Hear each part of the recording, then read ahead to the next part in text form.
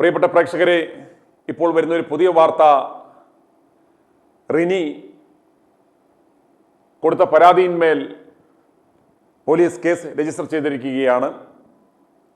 സമൂഹ മാധ്യമങ്ങളിൽ കൂടി തന്നെ അപമാനിച്ചു എന്ന് കാണിച്ച് Rini Ernakulam rural cyber police നൽകിയ പരാതിയിന്മേൽ രാഹുൽ ഈശ്വർ, മറ്റ് 5 പേർ, അതുകൂടാതെ യൂട്യൂബ് ചാനലുകളെയൊക്കെ പ്രതിയാക്കി കേസ് രജിസ്റ്റർ ചെയ്തു എന്നാണ് നമുക്ക് അറിയുവാൻ സാധിച്ചിരിക്കുന്നത്. അതിൽ പലരുടെയും പേരിൽ നോൺ ബെയിലബിൾ ഒഫൻസായ IT ആക്ട് 67 സഹിതം ചാർത്തിയിട്ടുണ്ടെന്നാണ് നമുക്ക് അറിയുവാൻ സാധിക്കുന്നത്. ഈ റിനിക്കെതിരെ നമുക്കറിയാം, റിനിയുടെ പരാതിയിന്മേൽ ആണ് പോലീസ് ഈ കേസ് രജിസ്റ്റർ ചെയ്തിരിക്കുന്നത്. റിനിക്കെതിരെ എന്തുകൊണ്ടാണ് സമൂഹ മാധ്യമങ്ങളിൽ ഇത്തരം പരാമർശങ്ങൾ ഉണ്ടായത്? റിനിയെ കോട്ട് ചെയ്തുകൊണ്ട് എന്തുകൊണ്ടാണ് മാധ്യമങ്ങൾ വാർത്ത നൽകിയത്? നമുക്കറിയാം, റിനിയാണ് ആദ്യമേ വന്ന് രാഹുലിനെതിരെ വളരെ ഗുരുതരമായ പരാമർശങ്ങൾ നടത്തിയത്. പലരും കരുതി ഈ റിനി ആയിരിക്കും ഏറ്റവും വലിയ ഇര എന്ന്. എന്നാൽ റിനി പറയുന്നു, പലർക്കും വളരെ ഗുരുതരമായ പീഡനങ്ങൾ രാഹുലിന്റെ ഭാഗത്തു നിന്നും ഏറ്റിട്ടുണ്ട്. എനിക്ക് അത്രയും പ്രശ്നങ്ങളൊന്നും ഉണ്ടായിട്ടില്ല, പക്ഷേ എനിക്ക് പരാതിയൊന്നുമില്ല, പക്ഷേ ഗുരുതരമായ പ്രശ്നങ്ങൾ പലർക്കും ഉണ്ട് എന്നൊക്കെ വന്ന് ഇവരാണ് മാധ്യമങ്ങളുടെ മുന്നിലൂടെ ഒരു യുവ MLA, ഓർക്കുക, കോൺഗ്രസ് പാർട്ടിയുടെ യൂത്ത് ലീഗിന്റെ യുവജന പ്രസ്ഥാനത്തിന്റെ സംസ്ഥാന പ്രസിഡന്റിന് നേരെ, പാലക്കാട് MLA നേരെ വളരെ ഗുരുതരമായ ആരോപണം ഈ സ്ത്രീ ഉന്നയിക്കുന്നു. സാധാരണഗതിയിൽ ആരെക്കുറിച്ചെങ്കിലും ഒരു പരാതി ഉണ്ടെങ്കിൽ ഇവിടെ ഒരു വ്യവസ്ഥാപിത നിയമമുണ്ട്. എന്താണ് ചെയ്യുന്നത്? എത്ര ഗൗരവതരമായ പരാതിയാണെങ്കിലും അതിനൊരു പ്രോട്ടോകോൾ ഉണ്ട്.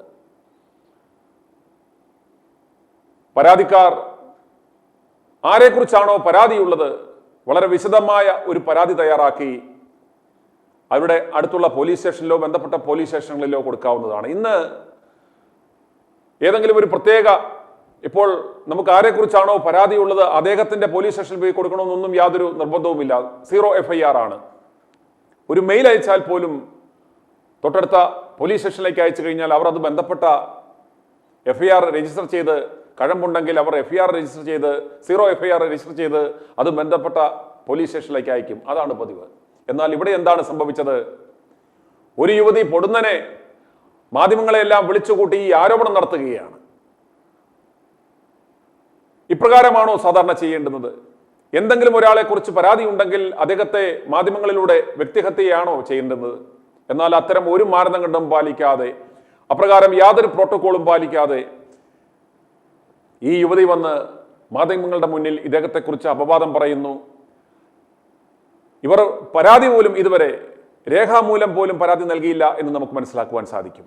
അതിന്റെ പ്രധാനപ്പെട്ട കാരണം അവർ പറയുന്നത്, എനിക്ക് പരാതിയൊന്നുമില്ല, ഞാൻ കൊടുക്കുന്നില്ല, പരാതിയുമായിട്ട് മുന്നോട്ട് പോകുവാൻ എനിക്ക് താല്പര്യമില്ല എന്നാണ്. എന്നാൽ ഈ കേസ് വിശദമായി പഠിച്ചാൽ നമുക്ക് മനസ്സിലാക്കാൻ സാധിക്കുന്ന ഒരു കാര്യം എന്ന് പറഞ്ഞാൽ, ഈ റിനി എന്ന് പറയുന്ന യുവതി ഇതുവരെ രേഖാമൂലം പരാതി നൽകാതിരിക്കുവാൻ കാരണം അവർ പറയുന്ന കാര്യങ്ങളിൽ യാതൊരു തെളിവും അവരുടെ കയ്യിലില്ല. വളരെ നിസ്സാരമായ കാര്യങ്ങൾ, മെസ്സേജ് അയച്ചു, ഹാർട്ട് സിമ്പൽ അയച്ചു, ഹോട്ടലിലേക്ക് വരുന്നു എന്ന് ചോദിച്ചു എന്നൊക്കെയാണ് ഇവർ പറയുന്നത്. ഈ ആരോപണങ്ങൾ വെച്ചൊരു കേസ് നിൽക്കില്ല. എന്നെ ഹോട്ടലിലേക്ക് ക്ഷണിച്ചു എന്ന് പറഞ്ഞാൽ എന്ത് കേസിടാൻ പറ്റും? എനിക്ക് മെസ്സേജ് അയച്ചു, എനിക്ക് ഹാർട്ട് സിമ്പൽ അയച്ചു എന്നും പറഞ്ഞ് എനിക്ക് എന്ത് കേസ്? അങ്ങനെയുള്ള സ്ക്രീൻഷോട്ടുകൾ കൊടുത്താൽ എന്ത് തെളിവാണതാകുന്നത്? അതുകൊണ്ട് തന്നെ ഇത് യാതൊരു ഗ്രാവിറ്റിയും ഇല്ലാത്ത, വളരെ ബേസ്ലെസ് ആയ, ബാലിശമായ തെളിവുകളാണ് എന്ന് മനസ്സിലാക്കി, ഈ തെളിവുകളുടെ അടിസ്ഥാനത്തിൽ ഒരു പരാതി സ്വീകരിക്കുവാൻ നിർവാഹമില്ല എന്ന് മനസ്സിലാക്കിയാണ് ഈ ഒരു പുകമറ സൃഷ്ടിച്ച് ഇവർ നിൽക്കുകയാണ്. പല നിയമോപദേശം ഇവര് തേടി. ആ ലഭിച്ച നിയമോപദേശമെല്ലാം ഇവരെ പരാതിയാക്കിയാൽ, ഇവരുടെ ഈ മെസ്സേജുകൾ, വാട്സാപ്പ് ചാറ്റുകൾ തെളിവായി സ്വീകരിച്ചാൽ ഈ കേസ് നിൽക്കത്തില്ല, നാണം കെടും നാറും എന്ന് മനസ്സിലാക്കിയാണ് ഇവരെ എങ്ങും തൊടാതെ നിർത്തിയിരിക്കുന്നത്. എന്നിട്ട് ഇപ്പോൾ പോലീസിന്റെ തീരുമാനം ഇവരെ സാക്ഷിയാക്കുവാനാണ്. എന്ത് സാക്ഷി? നമുക്കറിയാം, ഇപ്രകാരം ചോദിക്കുന്നതോ പറയുന്നതോ ഒന്നും ഒരു കേസിന്റെ പരിധിയിൽ വരത്തില്ല, കേസ് നിൽക്കത്തില്ല. ഇവർ മറ്റു പലരെയും ചൂണ്ടിക്കാണിക്കുന്നുണ്ടെങ്കിൽ പോലും ആരും ഇതുവരെ ഒരു പരാതിയുമായി മുന്നോട്ട് വന്നിട്ടില്ല. യഥാർത്ഥത്തിൽ ഈ സ്ത്രീക്കെതിരെയാണ് പരാതി കൊടുക്കേണ്ടുന്നത്. ഇവരെ ആരോ കളത്തിലിറക്കിയതാണ്. ഇവരെ മനഃപൂർവ്വം ആരോ രാഹുൽ മാങ്കൂട്ടത്തിനെതിരെയുള്ള ആരോപണം നടത്തുവാൻ വേണ്ടി ആരോ കച്ചകെട്ടി ഇറക്കിയതാണ് എന്നതിൽ യാതൊരു സംശയവുമില്ല. ഇവരെ ആരാണ്? അപ്രകാരം ഒരു പരാതിയാണ് കൊടുക്കേണ്ടത്. അപ്രകാരം ഒരു പരാതിയിന്മേലാണ് അന്വേഷണം നടത്തേണ്ടുന്നത്. ഈ സ്ത്രീ ഇവിടുത്തെ നീതിന്യായ വ്യവസ്ഥകളെ, പോലീസ് സ്റ്റേഷനുകളെ, ഭരണകൂടത്തെ വെല്ലുവിളിച്ചുകൊണ്ട് ഇപ്പോൾ എല്ലാ സ്ത്രീകളും അല്ലെങ്കിൽ എല്ലാ പുരുഷന്മാരും നാളെ ഇവർക്ക് ഏതെങ്കിലും ഒരു പ്രധാനപ്പെട്ട വ്യക്തികളെക്കുറിച്ച്, ഒരു സെലിബ്രിറ്റിയെക്കുറിച്ച്, അല്ലെങ്കിൽ ഏതെങ്കിലും ഒരു ഉന്നത സ്ഥാനത്തിരിക്കുന്ന വ്യക്തിയെക്കുറിച്ച് ഇതുപോലെ വന്ന് ഈ വായിൽ തോന്നിയ അപവാദങ്ങൾ വിളിച്ചു പറയുകയും അവരുടെ പ്രൊഫഷണൽ ജീവിതവും അവരുടെ കുടുംബജീവിതവും തകർക്കുക എന്ന ഒരു നിലയിലേക്ക് മാറിയാൽ ഇവിടെ എന്ത് സംഭവിക്കും? അന്നേരം അതുകൊണ്ട് ഈ സ്ത്രീകൾക്ക് എന്തുമാകാം എന്ന ഒരവസ്ഥ ഇവിടെ ഉണ്ടാകാൻ പാടില്ല. അന്നേരം ഇതിനെ വിമർശിക്കുക മാത്രമാണ് ഇവർ ഈ പരാതിയിൽ പറയുന്നവർ ചെയ്തിട്ടുള്ളത്. അവർ ഇവരെ ആക്ഷേപിച്ചിട്ടില്ല. ഇവരുടെ ഈ നടപടിയെ, ഞാനിപ്പോൾ സംസാരിക്കുന്നത് പോലെ ഇവരുടെ ചെയ്തികളെ, അവരുടെ ചെയ്ത ആ പ്രോട്ടോക്കോളിനെ വിമർശിക്കുക മാത്രമാണ് അവർ ചെയ്തേക്കുന്നത്. എന്നാൽ ഇവർ എത്രമാത്രമായ, ഇവരെ സംബന്ധിച്ചിടത്തോളം ശരിക്ക് പോലീസ് സ്വമേധയാ കേസെടുക്കാനുള്ള വകുപ്പുകളുണ്ട്. കാരണം മാന്യമായി അല്ലാതെ നഗ്നതാ പ്രദർശനം, പൊതുസമൂഹത്തിന് മുന്നിൽ നഗ്നത പ്രദർശിപ്പിച്ചുകൊണ്ട് മാന്യമല്ലാത്ത വിധം വസ്ത്രധാരണം നടത്തി, നമ്മുടെ ഭരണഘടന ആർക്കും എന്തു വേഷവും ധരിക്കുവാൻ അവകാശം നൽകുന്നുണ്ട് എങ്കിൽ പോലും ഒരു പബ്ലിക് ന്യൂയിസൻസ് ആകുന്ന രീതിയിൽ, മറ്റുള്ളവർക്ക് അരോചകമാകുന്ന രീതിയിൽ നഗ്നത പ്രദർശിപ്പിക്കുക എന്ന് പറയുന്നത് അത് പോലീസിന് വേണമെങ്കിൽ കേസെടുക്കാവുന്ന വകുപ്പാണ്. അപ്രകാരം നഗ്നതാ പ്രദർശനം നടത്തിയ ഈ സ്ത്രീക്കെതിരെയല്ലേ യഥാർത്ഥത്തിൽ കേസെടുക്കേണ്ടുന്നത്. എന്നാൽ എന്തുകൊണ്ട് പോലീസ് ഇവരുടെ പേരിൽ, ഇവരെ വിമർശിച്ചവരുടെ പേരിൽ IT ആക്ട് 67 ഉൾപ്പെടെയുള്ള ജാമ്യമില്ലാ വകുപ്പ് അനുസരിച്ച് കേസ് ഇട്ടു? ഇതിൽ നിന്ന് തന്നെ നമുക്ക് വ്യക്തമാക്കാം, ഇവർക്ക് സർക്കാരിന്റെ സംരക്ഷണമുണ്ട്. സർക്കാരിനു വേണ്ടി ഈ പണിയെടുക്കുന്ന കോൺഗ്രസിനെ നിർവീര്യമാക്കുക, അതല്ല എങ്കിൽ മൂന്നാമതും പിണറായിക്ക് ഭരണ തുടർച്ച ഉണ്ടാക്കുക എന്ന ലക്ഷ്യത്തോടെ പ്രവർത്തിക്കുന്ന ഈ കേക്കച്ചനെ സംരക്ഷിക്കുന്നതിന് വേണ്ടി അയാളുടെ ആ വാക്കുകൾക്ക്, ഈ യുവതയുടെ യാതൊരു പരാതിയുമില്ലാത്ത, തെളിവുകളില്ലാതെ ഇവർ പറഞ്ഞ ആരോപണത്തിന്റെ പേരിലാണ് ഈ കേക്കച്ചൻ എന്ന് പറയുന്ന കോൺഗ്രസ് പാർട്ടിയുടെ അന്തകൻ രാഹുലിനെതിരെ നടപടിയെടുത്തത്. യാതൊരു ബേസുമില്ലാതെ ഇവരുടെ ഈ മാധ്യമങ്ങളുടെ മുന്നിൽ വിളിച്ചു പറഞ്ഞ ആ കാര്യങ്ങൾ കേട്ടുകൊണ്ട് മാത്രമാണ് ഇയാൾ നടപടിയെടുത്തത്. വരും ദിവസങ്ങളിൽ ഇതിനെല്ലാം ഈ കേക്കച്ചനും പാർട്ടിയോടും ആൻസറബിളാണ്, ജനങ്ങളോടും ആൻസറബിളാണ്, നിയമത്തിന്റെ മുന്നിലും ആൻസറബിളാണ്. ഇദ്ദേഹം കോടതിയെ സമീപിച്ചു കഴിഞ്ഞാൽ, മാനനഷ്ടത്തിന് കേസ് ഫയൽ ചെയ്ത് കഴിഞ്ഞാൽ ഈ സ്ത്രീയും ആൻസറബിളാണ്, ഈ കേക്കച്ചനും ആൻസറബിളാണ്. എന്തിന്റെ പേരിലാണ് അദ്ദേഹത്തിന്റെ കരിയറിന്റെ ഏറ്റവും പീക്കിൽ നിൽക്കുമ്പോൾ, ഒരു MLA എന്ന പദവിയിൽ ഇരിക്കുമ്പോൾ അദ്ദേഹത്തിനും അദ്ദേഹത്തിന്റെ കുടുംബത്തിനും മാനഹാനി ഉണ്ടാക്കുന്ന രീതിയിൽ അദ്ദേഹത്തെ മോശമായി ചിത്രീകരിച്ചുകൊണ്ട് അദ്ദേഹത്തിന്റെ ഇമേജ് ടോട്ടലി ടാർണിഷ് ചെയ്യുക എന്നൊരു പ്രവർത്തനമാണ് ഇവരെല്ലാം കൂടി ചെയ്തേക്കുന്നത്. അന്നേരം അതിന് സർക്കാരിന്റെ ആശീർവാദം കൂടി നൽകാൻ പാടില്ല. ഇതെല്ലാം ജനങ്ങൾ കണ്ടുകൊണ്ടിരിക്കുകയാണ്. ഭരണകൂടം മനസ്സിലാക്കേണ്ടുന്നത് ഇത്തരം പ്രവർത്തനങ്ങളെ സഹായിക്കരുത്. ഇത്തരം സ്ത്രീകളെ നിങ്ങൾ സപ്പോർട്ട് ചെയ്യാൻ നോക്കിയാൽ അത് ജനങ്ങൾ മനസ്സിലാക്കും ഇത് ഭരണകൂടത്തിന്റെ തന്നെ ഒത്താശയോടുകൂടി ഇത് നിരപരാധികളെ ക്രൂശിക്കുവാനുള്ള ഒരു നാടകമാണ് എന്ന യാഥാർത്ഥ്യം ജനങ്ങൾ തിരിച്ചറിയും. അതുകൊണ്ട് ഭരണകൂടം ഇത്തരക്കാരികളെ, ഇത്തരം റോൾ ചെയ്യുന്നവരെ ഉപയോഗിക്കരുത്. രാഷ്ട്രീയപരമായി ഇതല്ല രാഷ്ട്രീയം, ഇതൊരു വ്യക്തിഹത്യയാണ്. ഓർക്കുക, ഒരു നല്ല ഭാവിയുള്ള ഒരു ചെറുപ്പക്കാരന്റെ ജീവിതമാണ് ഇത്തരം ആരോപണങ്ങളിലൂടെ തകർക്കുവാൻ ശ്രമിക്കുന്നത്. ഒരുപക്ഷെ അദ്ദേഹത്തിന് പെൺകുട്ടികളുമായി ബന്ധം കാണാം, പലതരത്തിലുള്ള ബന്ധം കാണാം, അതല്ലെങ്കിൽ ഇപ്രകാരം പല കാര്യങ്ങളും ഇവർ ആരോപിക്കുന്നതിൽ സംഭവിച്ചു കാണാം. പക്ഷേ അതിനെല്ലാം ഇവിടെ ഒരു നിയമ സംവിധാനമില്ലേ? അവർക്ക് പരാതി കൊടുത്തുകൂടെ? ഒരു മാധ്യമങ്ങളിലൂടെ ഇത്രയും കാര്യങ്ങൾ റിനി പരാതി നൽകി എന്നൊക്കെ പറഞ്ഞ് മറ്റുള്ളവരെ പേടിപ്പിക്കുവാനുള്ള ഒരു ശ്രമമാണ് നടത്തുന്നത്. ആര് പേടിക്കാനാണ്? കൃത്യമായ നിയമബോധമുള്ള, ഇത്തരം ഉമ്മാക്കികൾ കണ്ടിട്ട് പേടിക്കാത്ത മാധ്യമപ്രവർത്തകരാണ് ഒരു കൂട്ടം മാധ്യമപ്രവർത്തകരെങ്കിലും. ഇത്തരം ഉമ്മാക്കികൾ കണ്ടാൽ പേടിക്കാത്ത, ഏത് എക്സ്റ്റന്റ് വരെ പോയാലും, ഏറ്റവും സുപ്രീം കോടതി വരെ പോയി ആണെങ്കിലും ഫൈറ്റ് ചെയ്യുവാൻ കപ്പാസിറ്റിയുള്ള, പ്രാപ്തിയുള്ള ഒരുപറ്റം ആളുകളെങ്കിലും ഈ കേരള സമൂഹത്തിൽ ഇന്നും ജീവിച്ചിരിപ്പുണ്ട് എന്ന് നിങ്ങൾ മറന്നു പോകരുത്. അതുകൊണ്ട് ഇത്തരം ഉമ്മാക്കികൾ കണ്ട് പേടിപ്പിക്കുകയും പേടിച്ചൊന്നും ആരും ഇവിടെ മിണ്ടാതിരിക്കത്തില്ല. അതുകൊണ്ട് ഈ വിഷയത്തിൽ രാഹുലിന് സപ്പോർട്ട് കൊടുത്ത, ഈ വിഷയത്തിൽ ഉറക്കെ പ്രതികരിച്ച രാഹുൽ ഈശ്വറിന് അടക്കം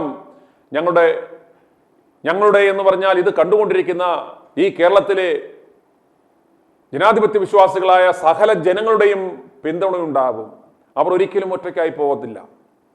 അവർക്ക് എന്ത് പ്രശ്നം വന്നാലും, അവർക്ക് എന്ത് ഇഷ്യൂ വന്നാലും അവരെ ഒറ്റപ്പെടുത്തുവാൻ സാധിക്കത്തില്ല. ഏത് എക്സ്റ്റൻറ്റും ജീവൻ കൊടുത്തു പോലും ഇത്തരം സത്യം വിളിച്ചു പറയുന്ന, സത്യത്തിന് വേണ്ടി നിലകൊള്ളുന്ന ആളുകൾക്ക് ഞങ്ങളടക്കമുള്ളവരുടെ ലക്ഷക്കണക്കിന് ജനാധിപത്യ വിശ്വാസികളുടെ പിന്തുണയും ഐക്യദാർഢ്യവും ഉണ്ടാവും. ഒന്നും സംഭവിക്കത്തില്ല. ഇത്തരം കേസുകൾ, ഇത്തരം രജിസ്റ്റർ ചെയ്യപ്പെട്ട കള്ളക്കേസുകൾ, ഞങ്ങളുടെയൊക്കെ അനുഭവങ്ങളിൽ നൂറുകണക്കിന് കേസുകൾ ഉണ്ടായിട്ടുണ്ട്. അതിനൊക്കെ എന്ത് സംഭവിച്ചു എന്ന് മാത്രം ഒന്ന് പരിശോധിക്കുന്നത് നന്നായിരിക്കും. ബഹുമാനപ്പെട്ട സുപ്രീം കോടതിയും ബഹുമാനപ്പെട്ട ഹൈക്കോടതിയും അടക്കം ഇത്തരം നിലപാടുകളെ കർശനമായി വിമർശിച്ചുകൊണ്ട് ഇറക്കിയിരിക്കുന്ന ഉത്തരവുകൾ ഞങ്ങളുടെ കേസുകളിൽ തന്നെ റെഫർ ചെയ്യാൻ ഇവർക്ക് സാധിക്കുന്നതാണ്. അതുകൊണ്ട് ഇത്തരം ഉമ്മാക്കികളെ, ഈ നിയമ സംവിധാനങ്ങളെയും പോലീസ് സംവിധാനങ്ങളെയും ഒന്നും രാഷ്ട്രീയ ലക്ഷ്യത്തിനു വേണ്ടി, രാഷ്ട്രീയ നേട്ടത്തിനു വേണ്ടി ഉപയോഗിച്ചു കഴിഞ്ഞാൽ അത് ഈ സമൂഹത്തിൽ ഉണ്ടാക്കുന്ന നാശനഷ്ടങ്ങൾ നിങ്ങൾ മനസ്സിലാക്കുക. അതുകൊണ്ട് ഇത്തരം കേസുകൾ കൊണ്ടൊന്നും പേടിക്കില്ല. ഇത് കേക്കച്ചനെ സപ്പോർട്ട് ചെയ്യുന്നതിന് വേണ്ടി മാത്രമാണ്. അതുപോലെ ഇന്ന് തൊട്ട് ശ്രദ്ധിക്കുക, മാതൃഭൂമി എന്ന ഒരു മാധ്യമം, ആ മാധ്യമത്തിൻ്റെ മുതലാളി, നിങ്ങൾക്കറിയാം ഈ വിഷയങ്ങളിൽ അദ്ദേഹത്തിനുള്ള താല്പര്യം. അതിനായി ഒരു തടിയനെ ഇത്തരം സംവിധാനങ്ങൾ ഒരുക്കി കൊടുക്കുന്ന ആ മാധ്യമ മുതലാളിക്ക് ഇത്തരം സംവിധാനങ്ങൾക്ക് വേണ്ടി മാത്രം ഒരു മാനേജർ ഉള്ള ഒരു വ്യക്തിയാണെന്ന് ഓർക്കണം. ഇദ്ദേഹത്തിന്റെ ഭാഗത്തുനിന്ന് ദുരനുഭവങ്ങൾ ഉണ്ടായ എത്രയോ പേരുണ്ട്. ആ മാധ്യമമാണ് ഇന്ന് മറ്റൊരു വാർത്തയുമായി ഇറങ്ങിയിരിക്കുന്നു. രാഹുൽ മാങ്കൂട്ടത്തിനെതിരെ ഭയങ്കരമായ പരിപാടികൾ നടന്നുകൊണ്ടിരിക്കുന്നു. ഒരു IPS ഉദ്യോഗസ്ഥയെ അപ്പോയിന്റ് ചെയ്തു. അവർ പോയി ഗർഭചിത്രം നടത്തിയ യുവതിയുമായി സംസാരിച്ചു, മലമറിയും എന്നൊക്കെ പറഞ്ഞു. എന്നിട്ടെന്തായി? ഈ ഗർഭചിത്രം നടത്തിയ യുവതിയെ സംബന്ധിച്ചിടത്തോളം ഈ പോലീസുകാരുടെയും ഈ രാഷ്ട്രീയ ലക്ഷ്യം വെച്ച് ഈ ഓപ്പറേഷൻസ് നടത്തുന്നവരുടെയും ലക്ഷ്യം ഈ യുവതികളൊക്കെ മനസ്സിലാക്കണം. ഇവർ ഒരു ഭരണം അട്ടിമറിക്കുവാൻ, നിങ്ങളുടെ ജീവിതം വെച്ച് പന്താടാൻ ശ്രമിക്കുകയാണെന്ന് മനസ്സിലാക്കുക. ഒരു ഗർഭചിത്രം നടത്തി എന്ന് പറഞ്ഞ് ഇവരെന്തൊക്കെ സപ്പോർട്ട് കൊടുക്കാം, എന്ത് മാപ്പ് സാക്ഷിയാക്കാം, എന്തൊക്കെ പറഞ്ഞാലും, എന്തൊക്കെ നിയമ സംവിധാനങ്ങൾ കൊടുക്കാം, എന്ത് സഹായങ്ങൾ ഓഫർ ചെയ്താലും ഓർക്കുക, ഒരു ഗർഭചിത്രം എന്ന് പറയുന്നത്, ഒരു ഗർഭചിത്രം നടത്തുവാൻ പോകുമ്പോൾ നമുക്കറിയാം അതിൻ്റെ ഫസ്റ്റ് കൺസേൺ കൊടുക്കുന്നത് ആരാണ്? ആ ഗർഭത്തിന് ഉത്തരവാദിയായ അവരുടെ ഭർത്താവോ അതല്ലേ കാമുകനോ, അല്ലെങ്കിൽ ആ ഗർഭത്തിന് ഉത്തരവാദിയായ ആളുടെ ഒന്നും കൺസേൺ ആരും മേടിക്കൂല. ആ അമ്മയുടെ, ആ ഗർഭിണിയാണ് ആ കൺസേൺ ഫോമിൽ എഴുതി ഒപ്പിട്ട് കൊടുക്കുന്നത്. എനിക്ക് ഈ പ്രൊസീജിയർ നടത്താൻ 100 മനസ്സോടെ സമ്മതമാണ്. ഈ പ്രൊസീജിയർ നടത്തുമ്പോൾ എനിക്ക് എന്തെങ്കിലും ആപത്ത് സംഭവിച്ചാൽ, മരണം വരെ സംഭവിക്കാൻ സാധ്യതയുണ്ടെന്ന് ഞാൻ മനസ്സിലാക്കുന്നു. ഈ പ്രൊസീജിയർ ചെയ്യുവാൻ എനിക്ക് മനസ്സാണ്. എൻ്റെ പൂർണ്ണ ബോധ്യത്തോടും മനസ്സോടും കൂടി ഞാൻ ഈ ഗർഭചിത്രം നടത്തുവാൻ ഞാൻ ഇത് ഒപ്പിട്ട് നൽകുന്നു എന്ന് പറഞ്ഞ് കൺസേൺ കൊടുക്കുന്നു. അതുപോലെ ഗർഭചിത്രത്തിന് പോകുന്ന നല്ല ശതമാനം ആളുകളും അവരുടെ യഥാർത്ഥ ഐഡന്റിറ്റിയോ അഡ്രസ് ആണോ കൊടുക്കുന്നത്? അല്ല. ഒരിക്കലും മെഡിക്കൽ റെക്കോർഡ്സിൽ ഇത് നിയമവിരുദ്ധമായി ചെയ്യുന്ന ഒരു പരിപാടിയായതിനാൽ മെഡിക്കൽ റെക്കോർഡ്സിലും MRDയിലും, ഒരു ആശുപത്രിയുടെ MRDയിലും ഇതിൻ്റെ യാതൊരുവിധ ഡോക്യുമെന്റും കാണത്തില്ല. ഒരു ആശുപത്രിയിൽ ഈ പ്രൊസീജിയറിന് വേണ്ടി അവരെ അഡ്മിറ്റ് ആക്കുമ്പോൾ ഇത് ഏതാനും മണിക്കൂറുകൾ നീണ്ടു നിൽക്കുന്ന ഗർഭസ്ഥ കാലാവധി അനുസരിച്ച് ആ പ്രൊസീജിയറിന്റെ ദൈർഘ്യം അനുസരിച്ച് ഏതാനും മണിക്കൂറുകളോ അല്ലെങ്കിൽ പരമാവധി ഒരു ദിവസമോ 8 മണിക്കൂറോ ഒക്കെ ആയിരിക്കും ഈ ഒരു പ്രൊസീജിയറിന് എടുക്കുന്നത്. ആ പ്രൊസീജിയർ കഴിഞ്ഞ് അവർ അന്ന് വീട്ടിൽ പോകുന്നു. ഇപ്രകാരം പ്രൊസീജിയറിനായി ചെല്ലുന്നവർ നല്ല ശതമാനം ആൾക്കാരും 99.9% ആളുകളും അവരുടെ ഐഡന്റിറ്റി റിവീൽ ചെയ്യില്ല. ഏതെങ്കിലും ഒരു ഫേക്ക് പേരിലോ ഫേക്ക് അഡ്രസ്സിലോ ആയിരിക്കും ഈ പ്രൊസീജിയർ ചെയ്യുന്നത്. ആശുപത്രിയെ സംബന്ധിച്ചിടത്തോളം വലിയൊരു തുക കിട്ടുന്നതിനാൽ അവർ മറ്റൊന്നും നോക്കത്തില്ല. ഡോക്ടറും ആ കോൺഫിഡൻഷ്യാലിറ്റി മെയിൻറ്റെയിൻ ചെയ്യും. അവർ കൂടുതൽ കാര്യങ്ങളൊന്നും ചോദിക്കത്തില്ല. ഇവരുടെ ആവശ്യം എന്താണോ അവർ നടത്തി കൊടുക്കും. അതുപോലെ തന്നെ ഇവർക്ക് ഇപ്രകാരം ഒരു ആരോപണം നടത്തിയാൽ യാതൊരു കാരണവശാലും തെളിയിക്കുവാൻ സാധിക്കത്തില്ല. ഇവർ ഗർഭം ധരിച്ചത് ഇന്നാര് അവർ ചൂണ്ടിക്കാണിക്കുന്ന വ്യക്തി ഒരിക്കലും ഇവർക്ക് കുരുക്കുവാൻ സാധിക്കത്തില്ല. എങ്ങനെ സാധിക്കും? ആ ഫീറ്റസ്, ആ നശിപ്പിച്ചു കളഞ്ഞ ആ ഭ്രൂണം, അതിൻ്റെ അവശിഷ്ടങ്ങളൊന്നുമില്ല. ഒരു DNA ടെസ്റ്റ് നടത്തുവാൻ സാധിക്കില്ല. യാതൊരു തരത്തിലും പിതൃത്വം ഇവർക്ക് സ്ഥാപിച്ചെടുക്കുവാൻ സാധിക്കില്ല. അന്നേരം അതുകൊണ്ട് ഈ ഗർഭചിത്രം നടത്തിയവരെല്ലാം ഇന്ന് മിണ്ടാതിരിക്കുന്നത് ഈ ഗർഭചിത്രം അപ്രകാരം സംഭവിച്ചാൽ തന്നെ അവരാണ് ആദ്യം വഴിക്കുള്ളിൽ പോകുന്നത്. പോലീസുകാർ എന്തൊക്കെ തന്ത്രം ഉപയോഗിച്ച് വന്നാലും നിയമത്തിന്റെ മുന്നിൽ വന്നു കഴിയുമ്പോൾ ഏറ്റവും വലിയ വെല്ലുവിളി ഈ പിതൃത്വം എങ്ങനെ സ്ഥാപിച്ചെടുക്കും, ഇവർ തമ്മിൽ ബന്ധപ്പെട്ടിട്ടാണ് ഗർഭിണിയായത് എന്നത് എങ്ങനെ സ്ഥാപിച്ചെടുക്കും എന്നത് വലിയ ഒരു ചോദ്യചിഹ്നമാണ്. അതുപോലെ ആ ഗർഭചിത്രം നടത്തിയ യുവതിയും പറയുവാൻ ബാധ്യസ്ഥയാണ് എന്തിന്റെ അടിസ്ഥാനത്തിലാണ് ഇപ്രകാരം ഒരു ഗർഭചിത്രത്തിന് മുതിർന്നത് എന്ന്. അത് എങ്ങനെ തന്നെയാണെങ്കിലും അവർ മരുന്ന് കഴിച്ചാണെങ്കിലും എങ്ങനെയാണെങ്കിലും അവർ ഒരു കൊലപാതകം തന്നെയാണ് ആ നടത്തിയിരിക്കുന്നത്. അന്നേരം അതുകൊണ്ട് തന്നെ അതാരും ബലമായിട്ട് പിടിച്ച് അവരുടെ വായിൽ ഒഴിച്ചു കൊടുക്കുകയൊന്നുമല്ല. എന്ത് തന്നെയാണെങ്കിലും ആരുടെ പ്രേരണയാലാണെങ്കിലും അത് അവർ സ്വയമായി കഴിച്ച് അപ്രകാരം മരുന്ന് കഴിച്ചോ അതല്ലെങ്കിൽ ആശുപത്രിയിൽ പോയോ ഗർഭചിത്രം നടത്തിയെങ്കിൽ ഇതൊന്നും തെളിയിക്കുവാൻ സാധ്യമല്ല. ഇതൊന്നും നിയമപരമായി നിലനിൽക്കില്ല എന്ന് മനസ്സിലാക്കി തന്നെയാണ് ഈ 3.5 വർഷം കഴിഞ്ഞിട്ട് ഇപ്രകാരം ഒരു ആരോപണവുമായി വരുന്നത്. അന്നേരം ഇതിലും വലിയ ഗുരുതര ആരോപണങ്ങൾ നമുക്ക് മനസ്സിലാക്കാം. ഇതിലും വലിയ ഗുരുതര ആരോപണങ്ങൾ വരാനിരിക്കുന്നു. ഇവരുടെ ലക്ഷ്യം എന്ന് പറയുന്നത്, ഈ വി ഡി സതീശൻ അടക്കമുള്ളവരുടെ ലക്ഷ്യം എന്ന് പറയുന്നത് ഇതൊരു തെരഞ്ഞെടുപ്പ്. നമുക്കറിയാം ഉമ്മൻചാണ്ടിക്കെതിരെ നടത്തിയ ആരോപണം പോലെ ഒരു 1.5-2 വർഷം അത് കത്തിച്ചു കൊണ്ടുപോയി. അതുപോലെ ഇതൊരു 8-9 മാസമെങ്കിലും കത്തിച്ചു കൊണ്ടുപോകാൻ ഗ്രാവിറ്റിയുള്ള വിധത്തിൽ ഈ വിഷയം ഇവർ ലൈവാക്കി നിർത്തുകയാണ്. ഇതിലും ഗുരുതരമായ ആരോപണങ്ങൾ ഇവർ കെട്ടിച്ചമച്ചു കൊണ്ടുവരും. പക്ഷെ ഇതിനൊന്നും ശ്രദ്ധിക്കുക, ഈ പറയുന്ന കേക്കച്ചൻ പറഞ്ഞൊരു കാര്യം നിങ്ങൾ ശ്രദ്ധിച്ചോ? കോൺഗ്രസ് പാർട്ടി ഇതിനെക്കുറിച്ച് ഒരു അന്വേഷണവും നടത്തത്തില്ല. അതെന്തുകൊണ്ട് അന്വേഷണം നടത്തത്തില്ല? നിങ്ങളുടെ ഏറ്റവും പ്രധാനപ്പെട്ട നിങ്ങളുടെ യുവജന വിങ്ങിന്റെ ഒരു സംസ്ഥാന പ്രസിഡന്റിനെ കുറിച്ച് ഒരു ആരോപണം വരുമ്പോൾ ഒരു അന്വേഷണ കമ്മീഷൻ വെക്കണ്ടേ? ആരെങ്കിലും ആരോപിക്കുന്നത് കേട്ട് നിങ്ങളത് കൈയടിച്ച് പാസ്സാക്കുമോ? എന്തുകൊണ്ട് ഒരു അന്വേഷണ കമ്മീഷൻ, ഒരു എൻക്വയറി കമ്മീഷനെ നടത്തി വെച്ചില്ല? ഒരു എൻക്വയറി കമ്മീഷനെ വെച്ചാൽ അവർ അന്വേഷണം നടത്തിയാൽ ഇത് വെറും ഫേക്കാണെന്നും തട്ടിക്കൂട്ടാണെന്നും ഇതൊരു ദുരുദ്ദേശത്തോടെ ഒരു വ്യക്തിഹത്യയാണെന്നും അവർ റിപ്പോർട്ട് സമർപ്പിച്ചാൽ ആ റിപ്പോർട്ടിന്റെ പശ്ചാത്തലത്തിൽ ഈ എടുത്ത നടപടി പിൻവലിക്കേണ്ടി വരും. അതുപോലെ ഈ ആരോപണം ഉന്നയിക്കുന്ന സ്ത്രീകൾ രേഖാമൂലം ഒരു പരാതി കൊടുത്താൽ ആ പരാതിയിന്മേൽ അന്വേഷണം നടക്കുകയും അത് കേസ് കോടതിയിലെത്തുകയും ചെയ്താൽ അതിനൊരു തീർപ്പുണ്ടാവും. ഇതിനെ അനന്തമായി അങ്ങനെ നീട്ടിക്കൊണ്ടുപോകാൻ പറ്റില്ല. അന്നേരം അതിനൊരു എൻഡ് റിസൾട്ട് ഉണ്ടാവും. ഒന്നെങ്കിൽ ഇദ്ദേഹം കുറ്റക്കാരനാണെന്ന് കണ്ടെത്തി ശിക്ഷ വിധിക്കും, അതല്ലെങ്കിൽ ഇദ്ദേഹം കുറ്റക്കാരനല്ല എന്ന് കണ്ടെത്തി അദ്ദേഹത്തെ വെറുതെ വിടും, ഈ കേസ് തന്നെ തള്ളിക്കളയും. അപ്രകാരം സംഭവിച്ചാൽ പോലും അദ്ദേഹം ഫ്രീ ആവും. അത് അദ്ദേഹത്തിന് മൈലേജ് ഉണ്ടാക്കും. അന്നേരം യാതൊരു കാരണവശാലും ഇത് തീരരുത്, ഇതിനൊരു എൻഡിങ് ഉണ്ടാകരുത്. അപ്രകാരം ഇദ്ദേഹം നിരപരാധി എന്നൊരു രേഖാമൂലമുള്ള നിരപരാധിത്വം തെളിയിക്കാനും പാടില്ല. അതുകൊണ്ടാണ് ഈ മാനം കെട്ടവന്മാർ ഒരു കേസ് രജിസ്റ്റർ ചെയ്യാതിരിക്കുകയും ഒരു അന്വേഷണം പോലും നടത്താതിരിക്കുകയും ചെയ്യുന്നതിന്റെ യാഥാർത്ഥ്യമെന്ന് നിങ്ങൾ മനസ്സിലാക്കണം. അന്നേരം ഇപ്രകാരം വെറും ഊഹാപോഹങ്ങൾ കൊണ്ട് എത്ര കാലം കൊണ്ടുപോകാൻ പറ്റും? പക്ഷേ അതിലൂടെ സംഭവിക്കുന്നത് രാഹുൽ മാങ്കൂട്ടത്തിനല്ല ഡാമേജ് സംഭവിക്കുന്നത്. ഇവിടെ പിണറായി ഭരണത്തിൽ മടുത്തിരിക്കുന്ന ജനകോടികളുടെ മനസ്സാണ് ഇവന്മാർ ഇടിച്ചു തകർക്കുന്നത്. കോൺഗ്രസ് എന്ന ഒരു പ്രസ്ഥാനത്തെയാണ് ഇതിലൂടെ ഇവന്മാർ തകർക്കുന്നത്. കോടികളുടെ അച്ചാരം വാങ്ങി ദുബൈയിൽ പോയി അഡ്വാൻസ് വാങ്ങി ഇവന്മാർ നടത്തുന്ന ഒരു ഡീസ്റ്റെബിലൈസിങ് ക്യാമ്പയിനാണ് ഇത്. പിണറായി സർക്കാരിന് മൂന്നാമതും അവസരമൊരുക്കുവാനുള്ള ഒരു ക്യാമ്പയിനാണ് എന്ന് ഞങ്ങൾ ആവർത്തിച്ചു കൊണ്ടിരിക്കുകയാണ്. ഇത് വീണ്ടും വീണ്ടും ആവർത്തിക്കുവാൻ കാരണം ശനിയാഴ്ച രാഹുൽ മാങ്കൂട്ടത്തിൽ പാലക്കാട് എത്താതിരിക്കാൻ വേണ്ടിയാണ് ഇപ്പോൾ മാധ്യമങ്ങളിൽ ഇപ്രകാരമുള്ള കള്ളവാർത്തകൾ വീണ്ടും പടച്ചുവിടുന്നത്. ഇവർ വീണ്ടും ഇതിനെ ലൈവാക്കി നിർത്തുവാൻ ശ്രമിക്കുന്നത് എന്ന് ദയവായി നിങ്ങൾ മനസ്സിലാക്കുക. അതുപോലെ നമുക്ക് മറ്റൊരു കാര്യം മനസ്സിലാക്കാൻ സാധിക്കുന്നത്, ഇന്നലെ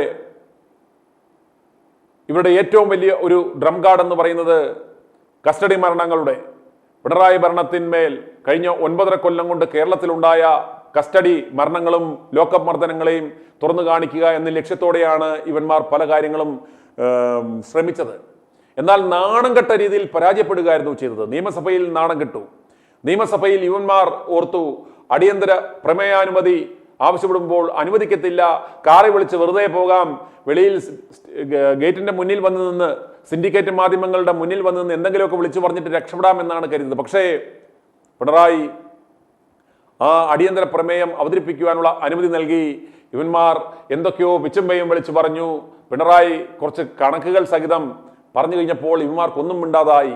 അന്ന് വൈകിട്ട് തന്നെ, അതായത് ഇന്നലെ വൈകിട്ട് തന്നെ ശ്രീമാൻ AK ആന്റണി, മുൻ ചീഫ് മിനിസ്റ്റർ, വന്ന് ചില ന്യായീകരണങ്ങൾ നടത്തുവാൻ ശ്രമിച്ചു. പക്ഷേ അത് കീറിപ്പറഞ്ഞു പോയി എന്ന് മാത്രമല്ല, കോൺഗ്രസ്സുകാർക്ക് അത് ബൂമറാങ് ആകുകയും ചെയ്തു. ഇദ്ദേഹത്തിന്റെ കാലഘട്ടത്തിലാണ് ആളുകൾ മറന്ന ആ മാറാട് കലാപവും, ശിവഗിരിയിൽ പോലീസ് നടത്തിയ ആ നരനായാട്ടും, മുത്തങ്ങയിൽ നടന്ന പോലീസ് വെടിവെപ്പും, മാറാട് കലാപവും എല്ലാം ഉണ്ടായത് എന്നുള്ള യാഥാർത്ഥ്യം വീണ്ടും ജനങ്ങൾ തിരിച്ചറിഞ്ഞു. അത് വീണ്ടും ജനങ്ങളുടെ ഓർമ്മയിൽ വന്നു. എന്നിട്ട് ഇയാൾ തന്നെ പബ്ലിക്കായിട്ട് കൺഫസ് ചെയ്തു, എനിക്ക് തെറ്റിപ്പറ്റിപ്പോയി, അതിലെനിക്കത് വിഷമമുണ്ട് എന്ന് പറഞ്ഞു. ചുരുക്കം പറഞ്ഞാൽ, പിണറായി സർക്കാരിനെ ആക്രമിക്കുവാൻ വെച്ച ആ വടി അത് തിരിച്ച് ഇവർക്ക് ബൂമറാങ് ആയി എന്ന് നമുക്ക് മനസ്സിലാക്കാം. ഇന്നലെ പിണറായി സഭയിൽ നെഞ്ചുവിരിച്ച് നിന്ന് ചില കണക്കുകൾ അവതരിപ്പിച്ചു. തൻ്റെ കാലയളവിൽ 2016 മുതൽ 2024 വരെയുള്ള കാലയളവിൽ ഏതാണ്ട് 144 പോലീസുകാരെ പിരിച്ചുവിട്ടു എന്ന് ഇദ്ദേഹം വളരെ സ്റ്റാറ്റിസ്റ്റിക്കൽ എവിഡൻസ് ഒക്കെ വെച്ച് നിരത്തി. യാതൊരു പ്രിപ്പറേഷനും ഇല്ലാതെ പോയ വി ഡി സതീശൻ അത് വായം പൊളിച്ചെന്ന് കേട്ടു, മിണ്ടാതെ പോയി. അയാൾക്ക് ഇതുവരെ ഒരു സാധനവും മനസ്സിലായില്ല. എന്നാൽ ഇന്ന് അല്പസമയം മുമ്പ് രമേശ് ചെന്നിത്തല ഒരു പ്രഖ്യാപനവുമായി വന്നു. മുഖ്യമന്ത്രി സഭയെ അപമാനിച്ചു, പച്ച കള്ളമാണ് പറഞ്ഞത്. ക്രൈം റെക്കോർഡ്സ് ബ്യൂറോയുടെ കണക്കനുസരിച്ച് ഏതാണ്ട് 50-ൽ താഴെ ആൾക്കാരെ മാത്രമേ പോലീസ് ഡിപ്പാർട്ട്മെന്റിൽ നിന്നും പിരിച്ചുവിട്ടിട്ടുള്ളൂ. 144 പേരെ പിരിച്ചുവിട്ടു എന്ന് പറയുന്നത് പച്ച കള്ളമാണ് എന്ന് അദ്ദേഹം വിളിച്ചു പറഞ്ഞു. അങ്ങനെയാണെങ്കിൽ ആ 144 പേരുടെ, ആ പിരിച്ചുവിട്ട 144 പേരുടെ പേരുകൾ പുറത്തുവിടാൻ അദ്ദേഹം ആവശ്യപ്പെട്ടു. വി ഡി സതീശന്, പ്രതിപക്ഷ നേതാവിന്, ആരാണ് പ്രതിപക്ഷ നേതാവ്? രമേശ് ചെന്നിത്തലയാണോ വി ഡി സതീശനാണോ? വി ഡി സതീശന് ഇതുവരെ ഈ ഒരു വിവരം അറിഞ്ഞില്ല. വി ഡി സതീശൻ എന്ന് പറയുന്ന പിണറായിയുടെ ഈ ബാല്യക്കാരന്, ഇയാൾക്ക് ഒരു ഡേറ്റാസും സെക്രട്ടേറിയറ്റിൽ നിന്നും യാതൊരു വിവരങ്ങളും കിട്ടത്തില്ല. ഇയാൾക്ക് 10-30 പേഴ്സണൽ സ്റ്റാഫ് ഉണ്ട്. ഇവമാർ തിന്ന് തൂറി സുഖിച്ചു പോകുന്നതല്ലാതെ പിണറായി കൊടുക്കുന്ന ആ കമ്മീഷനും പറ്റി, പിണറായി മേടിച്ച പുതിയ ഇന്നോവയിൽ കറങ്ങി, പിണറായി മേടിച്ചു കൊടുക്കുന്ന, പിണറായി അനുവദിച്ച ആ 30 ഇയാളുടെ സിൽബന്ധികളെയും വെച്ച് പിണറായി കൊടുക്കുന്ന ആ പോലീസ് എസ്കോർട്ടിലും കമാൻഡോയുടെ അകമ്പടിയോടെ ഈ നാണം കെട്ടവൻ പാഞ്ഞു നടക്കുകയാണ്. ഇവന് യാതൊരു സോഴ്സുമില്ല ഇൻഫർമേഷൻ കിട്ടാൽ. എന്നാൽ രമേശ് ചെന്നിത്തല ഈ ഡീറ്റെയിൽസ് എടുത്ത് ഇന്ന് ചലഞ്ച് ചെയ്തിരിക്കുകയാണ് മുഖ്യമന്ത്രിയെ, ആ 144 പേരുടെ പേര് പുറത്തുവിടാൻ. കോൺഗ്രസ് പാർട്ടിയിൽ നോക്കുക, ആരാണ് പ്രതിപക്ഷ നേതാവ്? രമേശ് ചെന്നിത്തലയാണോ വി ഡി സതീശനാണോ? വി ഡി സതീശനെ സംബന്ധിച്ചിടത്തോളം ഈ പറയുന്ന ജട്ടിക്കേസുമായി, ഇതുപോലെ നാണംകെട്ട കേസുകളുമായി ഇയാൾ നടക്കുകയാണ്. യാതൊരു സ്റ്റാറ്റിസ്റ്റിക്കൽ എവിഡൻസും ഇല്ല. വായിൽ തോന്നിയത് കോതയ്ക്ക് പാട്ട് എന്ന് പറഞ്ഞ പോലെ മസ്തിഷ്ക ജ്വരം, അമീബിക് ജ്വരം എന്നൊക്കെ പറഞ്ഞ് കുറെ പേരുകൾ മാത്രം ഇയാൾ പറയുന്നതല്ലാതെ ഇയാളുടെ കയ്യിൽ യാതൊരു ഡേറ്റയുമില്ല. ഇയാൾക്ക് ആ ഡേറ്റ വെച്ച് ഇവരെ ചലഞ്ച് ചെയ്യാനുള്ളൊരു കപ്പാസിറ്റിയുമില്ല. ഇത് വലിയ ഒരു ചർച്ച. ഈ ഒരു വിഷയം മാത്രം പഠിച്ചാൽ ഈ 144 പേരുടെ ലിസ്റ്റ് പുറത്തുവിടൂ, അവരാരാണ് എന്ന് പരിശോധിക്കട്ടെ എന്ന് പറഞ്ഞു കഴിഞ്ഞാൽ, സഭയിൽ പച്ചക്കള്ളം പറഞ്ഞു എന്ന ഒരു സത്യം തെളിയിക്കാൻ പറ്റിയാൽ അത് വലിയൊരു നേട്ടമായി മാറും. അത് രമേശ് ചെന്നിത്തലയ്ക്ക് ഒരു നേട്ടമായി മാറും. പക്ഷേ ജനങ്ങൾ ചോദിക്കുന്നത്, ഇവിടുത്തെ പ്രതിപക്ഷ നേതാവ് രമേശ് ചെന്നിത്തലയാണോ അതോ ഈ വി ഡി സതീശനാണോ? ഈ വി ഡി സതീശനെ എന്തിനാണ് ആ പദവിയിൽ വെച്ചിരിക്കുന്നത്? ഇയാൾക്ക് ഈ കമ്മീഷനും അടിച്ച്, ഈ പ്രതിപക്ഷത്തെ വന്ധ്യംകരിച്ച്, ഇവന്മാർക്ക് വേണ്ടി ചുമ്മാ പ്രഹസനം നടത്തുന്ന ഒരു കോമാളി. ഇന്ന് സത്യം പറഞ്ഞാൽ ഇയാളുടെ പ്രകടനം കാണുമ്പോൾ വെറും കോമാളിത്തരമാണ് സഭയുടെ മുന്നിൽ കാണിക്കുന്നത്. യാതൊരു, പ്രതിപക്ഷത്തിന്റെ റോൾ എന്താണ്? ചുമ്മാ കാറി വിളിച്ച് കൂവി വിളിച്ച് സഭയിൽ പ്രശ്നങ്ങൾ ഉണ്ടാക്കലാണ് ഒരു പ്രതിപക്ഷത്തിന്റെ. ഇന്നും ഇയാൾ എന്താണ് കാണിച്ചത്? KSUവിലെ കുറെ ഊച്ചാളി പിള്ളാരെ വിട്ട് അവിടെ പോലീസുകാരെ ആക്രമിക്കുന്നു. സെക്രട്ടേറിയറ്റിന്റെ മുന്നിൽ, നിയമസഭയുടെ മുന്നിൽ ഇവന്മാർ അക്രമം അഴിച്ചുവിടുന്നു. ഒരു അക്രമം അഴിച്ചുവിടുകയും ഇത് കലാപം ഉണ്ടാക്കുകയും ചെയ്യുകയാണ് ഒരു പ്രതിപക്ഷത്തിന്റെ ചുമതല. ഒരു പ്രതിപക്ഷം എന്ന നിലയിൽ ഇവർക്ക് ക്രിയേറ്റീവായിട്ട്, ഇപ്പോൾ ആരോഗ്യരംഗത്ത് പല പ്രശ്നങ്ങളുണ്ടെന്ന് പറയുന്നു, ഇവർക്ക് ക്രിയേറ്റീവായിട്ട് എന്തൊരു സജഷൻ കൊടുക്കുവാൻ സാധിച്ചു? ഇവർക്ക് രേഖാമൂലം, ആരോഗ്യവകുപ്പ് മന്ത്രിക്കും രേഖാമൂലം എന്ത് സജഷൻസ് ഇതുവരെ കോൺട്രിബ്യൂട്ട് ചെയ്യുവാൻ സാധിച്ചു? അതല്ലെങ്കിൽ വരാൻ പോകാൻ സാധ്യതയുള്ള, അല്ലെങ്കിൽ വരാൻ പോകുന്ന ഈ അപകടത്തെക്കുറിച്ച് എന്ത് മുന്നറിയിപ്പ് ഇവർക്ക് സ്വാധീനിക്കാൻ സാധിച്ചു? ഒരു പ്രതിപക്ഷം എന്ന നിലയ്ക്ക് കൺസ്ട്രക്റ്റീവായിട്ട് ക്രിറ്റിസിസം നടത്തുവാനും ഈ പ്രശ്നങ്ങൾ ഇടപെടാനും അപ്രകാരമുള്ള ടൈംലി ഇന്റർവെൻഷനിലൂടെ ഒരു പരിഹാരം ഉണ്ടാക്കുവാനും ഇവർക്ക് എന്ത് സാധിച്ചു? ഇവന്മാർ, ഈ നാണം കെട്ടവൻ പിണറായിയുടെ സദ്യ പോയി തിന്നുകയും കേക്ക് മുറിക്കാനും നടന്നിട്ട് അവസാനം സഭയിൽ വന്ന് ഈ കോമാളിത്തരങ്ങൾ കാണിക്കുകയും ഈ മണ്ടത്തരങ്ങൾ വിളിച്ചു പറയുകയും അവിടെ ശല്യമുണ്ടാക്കുകയും കൊച്ചുപിള്ളേർ പിണങ്ങിപ്പോകുന്ന പോലെ, കോലുമുട്ടായി കിട്ടിയില്ലെങ്കിൽ പിള്ളേർ പിണങ്ങിപ്പോകുന്ന പോലെ സഭ ബഹിഷ്കരിക്കുകയും ചെയ്യുന്ന ഈ നാണം കെട്ടവൻ, ഇതാണോ പ്രതിപക്ഷം? ഒരു പ്രതിപക്ഷത്തിൽ നിന്നും ജനങ്ങൾ പ്രതീക്ഷിക്കുന്ന ഇതാണോ? ജനങ്ങൾ ചിന്തിക്കുക. ഇപ്രകാരം ശേഷിയില്ലാത്ത, കഴിവില്ലാത്ത പ്രതിപക്ഷം കേരളത്തിന് എന്തിനാണ്? ഈ കഴിവില്ലാത്ത പ്രതിപക്ഷമല്ലേ പിണറായിക്ക് പൂന്തുവിളയാടുവാൻ അവസരം കൊടുത്തത്? ഈ നാണം കെട്ടവനെ എത്രയും വേഗം സ്വന്തം പാർട്ടിയുടെ ഇരിക്കുന്ന കൊമ്പ് മുറിക്കുന്ന, ഒരു പ്രസ്ഥാനത്തിന്റെ നാശത്തിന് അധ്യക്ഷത വഹിക്കുന്ന, സ്വന്തം പ്രസ്ഥാനത്തിലെ യുവജനങ്ങളെ നശിപ്പിക്കുന്ന ഈ പെരുന്തച്ചൻ കോംപ്ലക്സ് ഉള്ള ഈ നാണം കെട്ടവനെ, പിണറായിയുടെ ഈ ഏജന്റിനെ എത്രയും വേഗം ഈ പ്രതിപക്ഷ സ്ഥാനത്ത് നിന്ന് മാറ്റുകയും ഇവനെ മാറ്റിയിരുത്തുകയും കഴിവുറ്റ ഒരു KPCC പ്രസിഡന്റിനെ കൊണ്ടുവരികയും ഈ യുവനേതാക്കളെ എല്ലാം ചേർത്ത് നിർത്തി ഞങ്ങളാണ് കേരളത്തിൽ വരുന്ന നിയമസഭാ തെരഞ്ഞെടുപ്പിനെ ഫേസ് ചെയ്യാൻ പോകുന്നത്, ഈ യുവനിരയാണ്, ഞങ്ങൾ ജയിച്ചാൽ മുഖ്യമന്ത്രി സ്ഥാനാർത്ഥി ഇതാണ് എന്ന് പ്രഖ്യാപിച്ച് ഈ യുവനേതാക്കളെ, ഈ മിടുക്കന്മാരെ ചേർത്ത് നിർത്തി പോകാൻ നിങ്ങൾക്ക് സാധിക്കുമോ? ഈ കേക്കച്ചൻ ഇപ്പോൾ പല ഡീലുകളും തുടങ്ങിക്കഴിഞ്ഞു. പല മിമിക്രിക്കാരന്മാരെയും, പല ബിഗ് ബോസിലും അളിഞ്ഞു നടന്നവന്മാരെയും, പലതരത്തിലുള്ളവന്മാരെയും, ഇവയാക്ക് ഓശാന പാടുന്നവന്മാരുമായിട്ട് ഡീലുണ്ടാക്കി അവർക്ക് പല സ്ഥലങ്ങളിലും സ്ഥാനാർത്ഥിത്വം ഉറപ്പിച്ചു കഴിഞ്ഞു. പല അരമനകളും പല പൈശാചികന്മാരുടെയും അടുത്തുപോയി, പല അരമനകളിലും പോയി പല ബിഷപ്പന്മാരുമായും ഓരോ സമുദായക്കാരന് ഇത്ര സീറ്റ് കൊടുക്കാം എന്ന രീതിയിൽ കണക്ക് പറഞ്ഞ് കാശ് മേടിച്ചിട്ടുണ്ട്. ഇയാൾ എല്ലാ തരത്തിലും പാർട്ടിയെ തൂക്കി വിൽക്കുകയാണെന്ന് ജനങ്ങൾ മനസ്സിലാക്കണം. അതുകൊണ്ട് ഈ കോൺഗ്രസ് പ്രസ്ഥാനത്തിന്റെ നശിപ്പിക്കുന്ന ഈ പ്രതിപക്ഷ സ്ഥാനത്തെ അപമാനമായ ഈ മനുഷ്യനെ നിങ്ങൾ സൂക്ഷിക്കുക.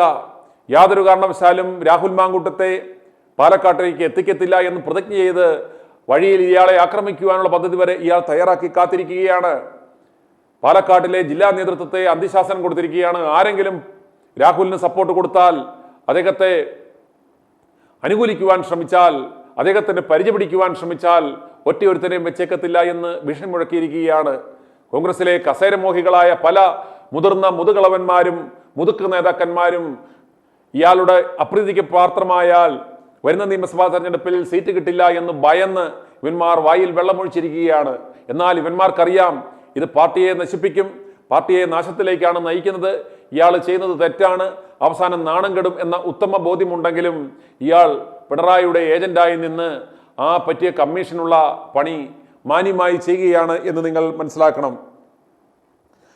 നമുക്കറിയാം രാഹുൽ ഗാന്ധി ഈ വോട്ട് ചോരി വിഷയം, ഈ വോട്ടട്ടിമറിയുമായിട്ട് ബന്ധപ്പെട്ട വിഷയത്തിൽ വളരെ ഗുരുതരമായ കണ്ടെത്തലുകൾ അദ്ദേഹം ജനങ്ങളുടെ ഇടയിലേക്ക് പകർന്നു നൽകിക്കൊണ്ടിരിക്കുകയാണ്. എങ്ങനെ ഇലക്ഷൻ അട്ടിമറിക്കപ്പെടുന്നു, എങ്ങനെ വോട്ടേഴ്സ് ലിസ്റ്റ് മാനിപ്പുലേറ്റ് ചെയ്തു എന്നൊക്കെയുള്ള ഞെട്ടിക്കുന്ന വിവരങ്ങൾ അദ്ദേഹം പുറത്തുവിടുമ്പോഴും ഈ കേരളത്തിൽ ഈ നാണം കെട്ടവന്മാർ, ഈ കേക്കച്ചനും ഈ KPCC പ്രസിഡന്റും അടക്കമുള്ള ഈ കേരളത്തിലെ നേതൃത്വം എന്ത് ചെയ്യുകയാണ്?